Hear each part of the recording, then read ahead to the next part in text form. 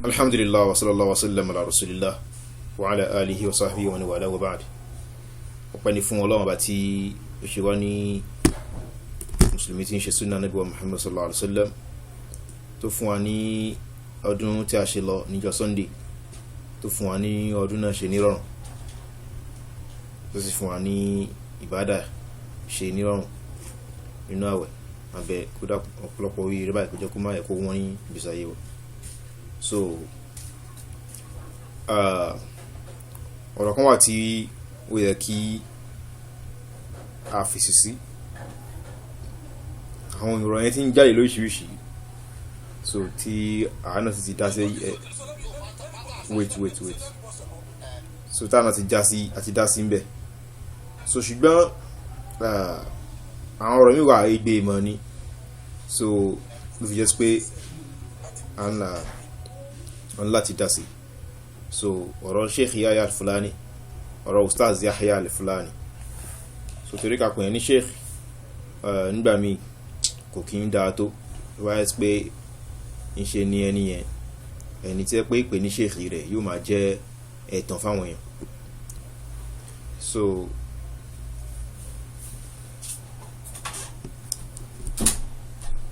àwọn aṣọ nípa àwọn nọ́mọ̀, alhamdulillah iná nígbà tí mo fídíò ti fẹ́ play yìí, mo á determine pé tíra àwọn tó kọ fi Sahih Bukhari yẹn, insha Allah máa ṣe ìjọ́ndà fún tíra yẹn, máa ṣe àtúnṣe sí tíra yẹn, torí mo rí ọ̀fihàn mi, mo dẹ̀ wo lójú, mo ṣí àwọn pages kan bẹ̀, mo kà nítorí sọ balabala sí Umar, mo rí ń bẹ̀. So insha Allah máa ṣe ìjọ́ndà sí tíra yẹn tí n bá wá ní àyè àti kọ́. So máa wá tí bá ti rọmọ ìyá tó lè wà mí gẹ̀ẹ́tẹ̀, máa wá sí online, máa ṣe ìjọ́ndà sí nígbà ráyè àti jókòó kọ́, máa ṣe ìjọ́ndà báyìí. Ìwé ìta máa ń ṣe fún Mr. Gulamod àtàwọn míì lórí tírà rẹ̀. Ká dán nǹkan tí wọ́n sọ nípa ọ̀rọ̀ pé tí ó pé Ọlọ́run kára pé ẹ̀mí àlọ́rin wọn ṣò nífẹ̀ẹ́ níbi táwọn tí wọ́n wá sọ pé ìjọ Sunday lọ́dún látara pé òun rìnlẹ̀ pé Sunday oṣù yọ, wọ́n sì sọ pé káwọn èèyàn má ṣọdún ní ìjọ Monday. So ẹ bá àfààyàn kú, ẹ rọ̀ pé Fìràwọn náà àti Hamana àtàwọn èèyàn rẹ̀ tọ́n ti bọ́ ṣe di pé Ànábì Musa òdodo ló mú wá, tẹ́pẹ́ àwọn òpin ìdán tí wọ́n tún gba alẹ́ gan tún gba Islam lójú wọn, wọ́n padà tún tẹ̀lé Fìràwọn náà àti irọ́ rẹ̀ títí tó fi padà tẹ̀lé sínú omi ni. So irú ẹ̀ náà ni àwọn èèyàn irú ẹ̀ náà làwọn táwọn rí wọ̀nyí. So ẹ máa fún wa wá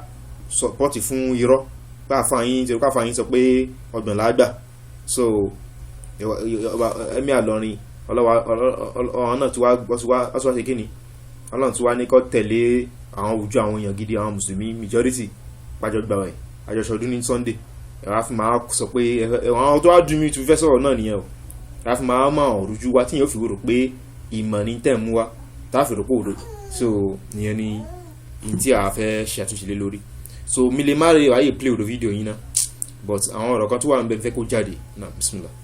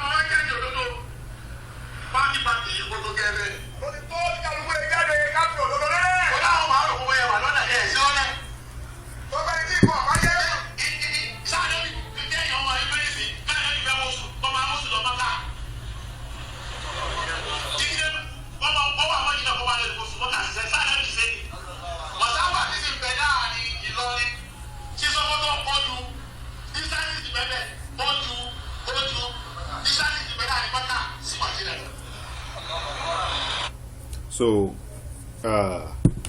ṣáà náà gbọ́ nǹkan sí ustadh alfulani Yahyah alfulani tó sọ. So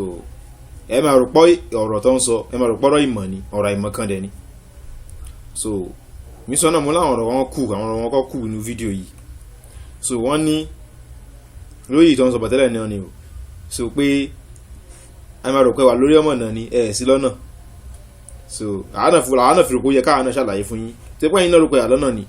tó yẹ káà náà ṣàlàyé fún yín kẹ́ lè mọ̀ pẹ́ sí lọ́nà. so ipe kí ló ń sọ òun náà ní pé ní ṣànàbí fi oṣù àwọn ìlú kan tó fi gbàwẹ̀ ní Mẹ́kà ní Mọ̀dínà.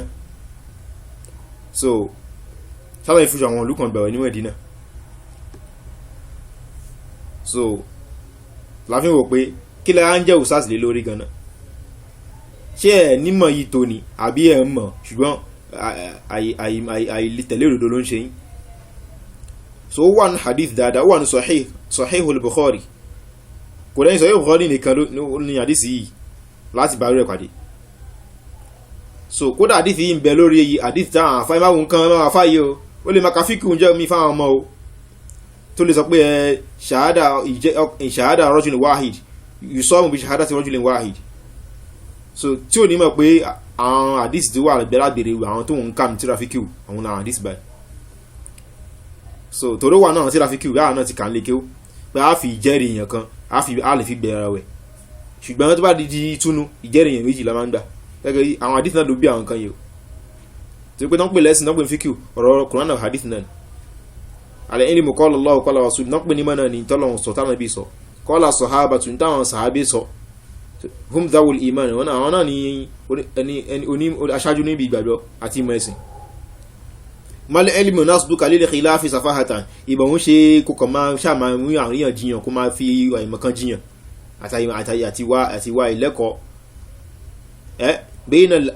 bayna dalili wa bayna ra'yi fulani kó máa ṣe fáfà láàrin tó jẹ́rìí tó fẹsẹ̀ nílẹ̀ àti ìròrí ẹnìkan kẹ́kọ̀ọ́ ìròrí ẹnìkan ló fẹ́ máa sọpọ́tì àwọn àgbàlagbà àti ẹ̀rí tó fẹsẹ̀ nílẹ̀ pé a máa ń tẹ̀lé nítorí olórí bá sọ ni ọlọ́sìn dorí tìyìn ó ní káyọ̀ má kọ́gbọ́n. wọ́n rí kódà ní èní mo tún bi èèyàn mi kan tó wà ní ìlú mi wípé ní ǹjẹ́ ẹ̀yin náà oróṣù ní 29 wọ́n làwọn náà rí Sunday lẹ́gbàá ìṣọdún bí wọ́n ní bẹ́ẹ̀ ni tí òun ṣe Nàìjíríà. so ẹ máa wo ń sìn o wọ́n sọ pé wọ́n rò pé àwọn olórí òdodo wọn sì sí lórí òdodo nítorí pé ǹjẹ́ ànábì ẹ̀rí wọ́n béèrè wọ́n ní ǹjẹ́ ànábì fi àwẹ̀ àwọn èèyàn kan gbà. so ó wà ní hadith dáadáa wípé ní ọkùnrin kan wá bá ànábì min harro so ó wá láti ìgbèríko láti ibi tó jìnnà láyé tá ń pè ní harro tó jìnnà láti àwọn bedouin àwọn alábà ara oko tó jìnnà sí Medina outskirt of Medina lẹ́yìn Medina. so ó wá bá ànábì sallam ó lóun oróṣù ànábì ní sọ jẹ́rìí ó jẹ́rìí pé ànábì ní kó jẹ́rìí kó wí kẹ́límà kó jẹ́rìí kó ṣe gbólóhùn ṣàhádà ṣó jẹ́rìí pé oróṣù ànábì ní ó sì jẹ́rìí pé òun orí oṣù kánàbì sọ ànábì kan ṣe kí ni kọ́ kéde fáwọn èèyàn pé kọ́ bẹ̀ sí ń gbà ó. sọ ànábì ò fojú ara ẹ̀ róṣù lónìí tẹ́yìn sọ́nsìn ni pé oṣù ṣókótó kà má fi gbà wẹ̀ ta ló sọ pé àwọn òdòdó oṣù ń lu wa àbí bẹ́ẹ̀ kọ́ àwọn àsọpà níbi tẹ ó jà níbi wa kò jókòó dé yẹn kò jókòó dé pé nígbà tá àti oṣù ń lu wa nígbàwẹ̀ nígbà tá ti wá sọ fún láti ibì kan tó jìnnà sí Mẹdínà fa tó bá yẹ tó sí Mẹdínà ni wọ́n ó rí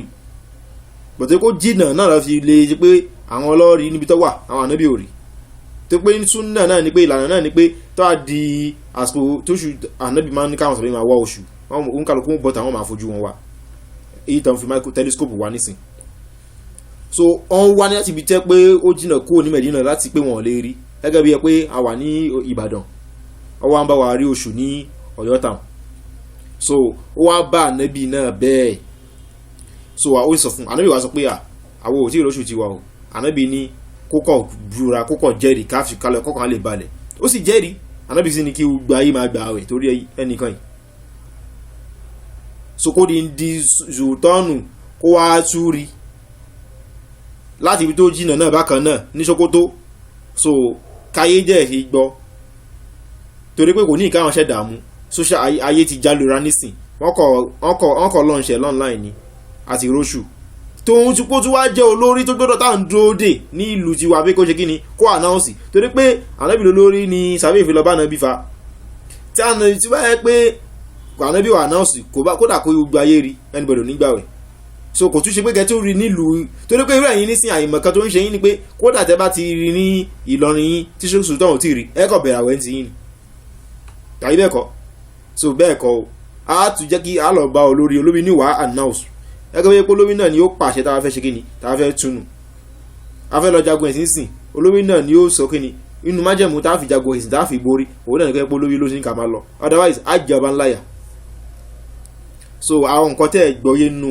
ẹ̀kọ́ Islam nìyẹn àfi kẹ́ ṣáà jókòó àfa gbà kìíní kan kẹ́ máa wí kàtàkàn anábì sì sọ tó bá dé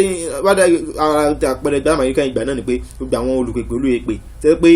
ìpèpè sí inú náà wà pèpè sí etí náà ni wọ́n wà ẹni tó wà ní tẹ̀lé wọn báyìí wọ́n máa jù ú nù náà ni inú bẹ̀mí àlàyé mọ́ alimọ̀délì nǹkan alábì nǹkan tó ń bẹ̀rù jù lé wa lórí akhwafu ma akhaf aláwọ̀mọ́tì tó ń bẹ̀rù jù láwọn àlùmọ̀ mi lórí tí mo ń bẹ̀rù jù òun náà lè àlàyé mọ́ àwọn olórí ẹ̀sìn alimọ̀délì tẹ́pọ̀ wọ́n máa ń sọ nínú ni ìṣìnà lọ́ máa ń pè àwọn èèyàn sí. so inú àdìsí Abdullahi ibn Amr ibn al-As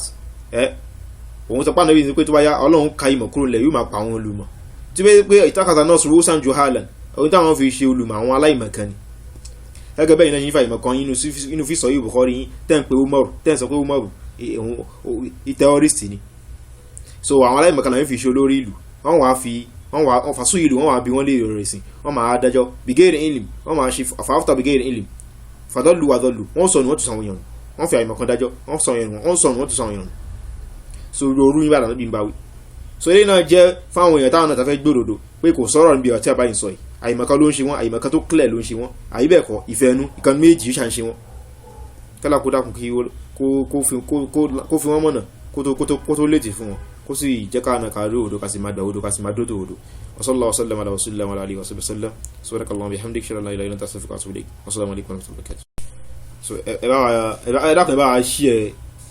fídíò yìí àtàwọn ìtẹ̀bá torí tó dáhùn àyìnbá báyìí dọ́dọ̀ sheikh lọ́dọ̀ ustadh yahyah alfulani àtàwọn mudir àti bàbá mudir americas ẹ bá ṣí ẹ̀ lọ́dọ̀ àti kí lórúkọ èyí tó ń sọ pé 29 lágbà àwọn tí ìwáyé náà ní 29 lágbà àwọn ìgbóyàn fa 29 lágbà àwọn ẹ̀kọ́ máa ń ṣe ìfẹ́ ẹnu bó ṣe wù wọ́n kọ́ máa ń ṣẹ̀sìn wọ́n kọ́ pẹ́sìn kọ́ jọ bí ẹni pé bísíǹsì bàbá wọn tọ́kọ̀ lè máa ṣe bó ṣe wù wọ́n nítorí ìdí ìmọ̀ náà bí wà sáyé kó wá sọ́fà fún